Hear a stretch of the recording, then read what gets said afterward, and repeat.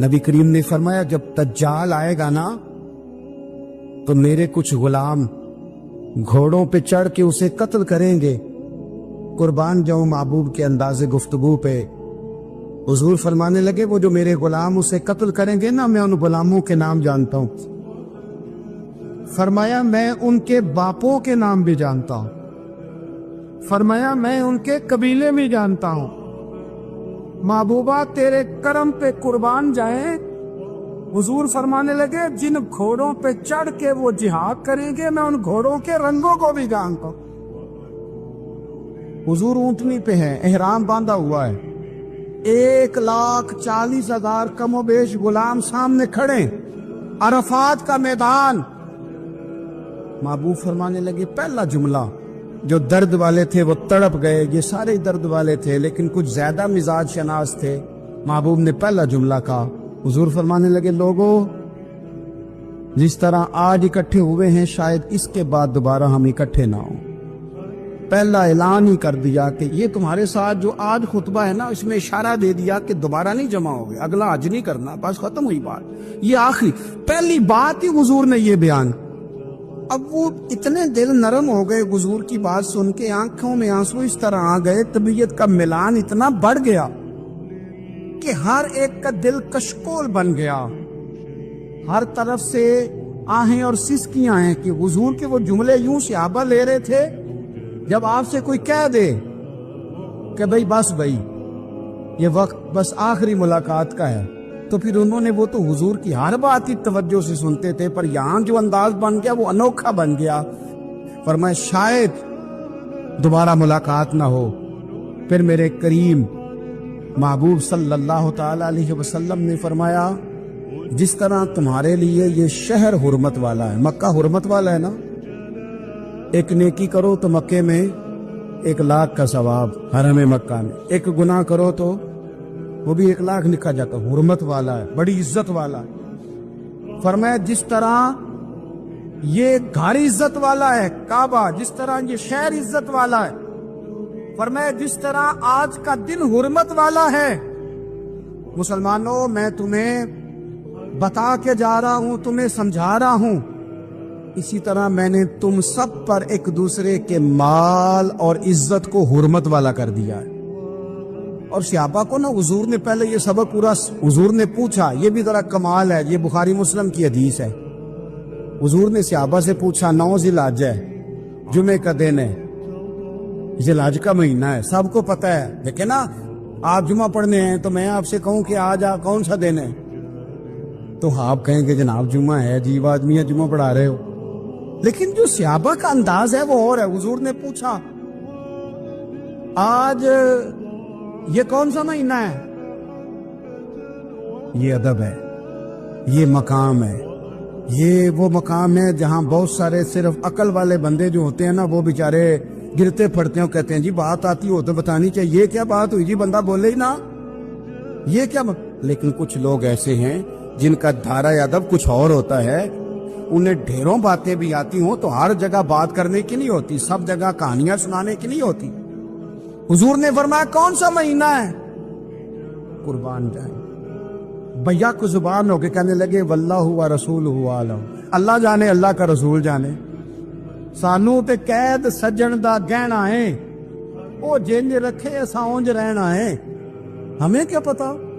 پوچھا کسی نے، لکھا ہے صوفیاء نے، کسی نے پوچھا اوہ تمہیں پتا نہیں، کہنے لگے چپ کر، ہمیں کیا پتا کون سا مہینہ ہے؟ تو حضور نے فرمایا آج تاریخ کون سی ہے؟ میں سب کو پتا تھا نا 9 ذی الحج کو یہ حج ہوتا ہے، کون سی تاریخ ہے؟ کہا واللہ و رسولہ عالم، اللہ جانے اللہ کا رسول جانے۔ قربان جائے حضور نے پوچھا دن کون سا ہے؟ سب کو پتا ہے جمعہ ہے، کہنے لگے واللہ و رسولہ عالم، اللہ جانے اور اللہ کا۔ وہ صحابہ بتا کیوں نہیں رہے؟ پہلے محبت کہتے ہیں، صحابہ کا جواب یہ تھا ہمیں کوئی مہینوں سے غرض ہے، ہمیں کوئی دن سے غرض ہے، ہمیں کوئی تاریخ سے غرض ہے؟ حاجیو آؤ شہنشاہ کا روزہ دیکھو، کعبہ تو دیکھ چکے، کعبے کا بھی کعبہ دیکھو، ہمیں تو محبوب سے غرض ہے۔ مہینہ تھا ذی الحج کا، اگر حضور کہہ دیتے ذی الحج نہیں ذی قعدہ ہے تو ہم نے ذی قعدہ ہی بنا لینا تھا۔ تاریخ تھی 9، اگر حضور فرما دیتے 11 ہیں تو ہم نے 11 ہی بنا لینی تھی. دن تھا جمعے کا, اگر حضور کہتے پیر ہے تو ہمیں کیا لگے, ہمیں تو محبوب کی رضا چاہیے. آپ دیکھیں نا, ایک صحابی کے ہاتھ ذرا لمبے تھے تو حضور نے فرمایا یا ذوالیدین, اور لمبے ہاتھوں والے. ان سے کوئی پوچھتا نام کیا ہے تو کہتے میرا نام ہے 2 ہاتھوں والا. او بھائی میرے بھی 2 ہیں, تم کیوں 2 ہاتھوں والا؟ کہنے لگے یہ نہیں مجھے پتا, مجھے نبی پاک نے کہا 2 ہاتھوں والا. تو ٹھیک ہو گئی جو حضور نے نام رکھ دیا. تو حضور سید عالم نے پوچھا, پھر حضور نے حرمت یاد کرائی. فرمایا یاد رکھو یہ دن بھی بڑی عزت والا ہے, جمعے کا ہے. یہ مہینہ بھی بڑی حرمت والا ہے, ذی الحج کا ہے. یہ تاریخ بھی بڑی حرمت والی ہے. لیکن فرمایا جس طرح اس دن کی, اس شہر کی, اس مہینے کی تم نے عزت کرنی ہے, اسی طرح ایک دوسرے کے مال کا, ایک دوسرے کی عزت کا تم نے پاس کرنا. مسلمان بھائیوں, خدا را یہ حضور کہہ رہے ہیں یار, نبی پاک نے کعبہ کے سامنے کھڑے ہو کے فرمایا بیت اللہ تیری بڑی شان ہے, تیرا بڑا مرتبہ ہے, لیکن فرمایا میرے مومن کی عزت رب کی نظر میں کعبے سے بھی زیادہ ہے. ہم کیسے بیٹھ کے یار, ہم کیسے جرات کرتے ہیں کسی کی پگڑی کھولنے کی کونے میں بیٹھ کے؟ ہم اپنے گھر بیٹھ کے کسی پر تبصرہ کر گئے, کسی بندہ مومن کی عزت اچھال گئے, بالکل پتہ نہیں تھا بات کا, اور ہم نے کہانی بنا دی پوری کی پوری, داستان سرائی کر گئے. صبح سے شام تک ہماری گپ شپ کا عنوان کیا ہے؟ کسی نہ کسی کا شکوہ, کسی نہ کسی کی شکایت, یہ ہماری گپ شپ ہے. خدا را حضور نے تو خطبہ حجۃ الوداع میں پہلا سبق یہ دیا تھا کہ میرے جانے کے بعد ایک دوسرے کی عزت کرنا, اور اسی خطبے میں ایک جگہ پہ فرمایا یہ نہ ہو کہ میرے جانے کے بعد تم ایک دوسرے کی گردنیں مارنے لگ جاؤ. ایک دوسرے کی عزتوں کا خیال کرنا, پاس کرنا. مسلمانوں, میرے عزیز بھائیوں, بزرگوں, عزتوں کا دفاع شروع کریں. تھوڑی دیر کے لیے اپنی زبان لوگوں کے اوپر تبصرہ کرنے سے کنٹرول میں لائیں. کچھ چیزیں ایسی, میں مختلف شہروں میں جاتا ہوں, جس شہر میں گئے وہاں لوگوں نے یہ کہا جناب یہاں جو مولانا ہے نا, بعض لوگ یہ باتیں بڑی چسکے لے کے سنتے ہیں, یہاں جو مولانا ہے نا وہ کچھ نہیں کرتے, آپ بڑے اچھے ہیں. یہاں جو پیر صاحب ہیں وہ بڑے گڑبڑ ہیں, آپ بڑے اچھے ہیں. تو میں ان سے کہتا ہوں کہ میں اس لیے اچھا ہوں کہ میں تھوڑی دیر کے لیے آیا ہوں, میں نے چلے جانا ہے. اور دوسری بات یہ کہ مجھے آپ جتنا مرضی اچھا کہہ لیں, میں نے رخصت ہو جانا ہے 2-3 گھنٹوں کے بعد. یہاں جس آدمی کا آپ شکوہ کر رہے ہیں نا, آپ اس کو جنازے کے لیے خبر کریں نہ کریں, اسے پتہ چل گیا نا محلے میں جنازہ ہو گیا, تو اسے کوئی کام بھی ہوا تو اس نے کہنا یار نہیں محلے میں فوتگی ہوگی, میں نے جنازہ پڑھانا ہے, اس نے جانا نہیں. تو کمزوریاں تو سب جگہ ہوتی ہیں, لیکن ان کمزوریوں کی وجہ سے آپس میں بغض پیدا کر لیا جائے گا. اور پھر کمال بات ہے نا کہ اپنی ساری کمزوریوں سمیت اپنے آپ سے پیار ہے, اپنے آپ سے محبت ہے, اور دوسرے کی ایک کا پتہ چل جائے تو ہمیں گھن آنے لگ جاتی. تو حضور نے خطبہ حجۃ الوداع کے موقع پر یہ بات ارشاد فرمائی. دوسرا حضور نے فرمایا لوگوں یاد رکھنا, یہ خطبہ حجۃ الوداع میں نبی پاک نے فرمایا, یہ حضور خطبہ دے رہے ہیں, اور اس وقت دے رہے ہیں جب حضور صحابہ کو بتا چکے ہیں کہ یہ آخری ملاقات ہے. جو دور دراز سے آئے ہیں ان کو بتایا ہے کہ یہ میری تمہاری جو مجلس ہے, جو محفل ہے, جو تم سے بات ہو رہی ہے, یہ آخری ہے. محبوب فرمانے لگے لوگوں یاد رکھنا قیامت قائم ہوگی. ان جملوں کا حسن ملاحظہ کر لیں.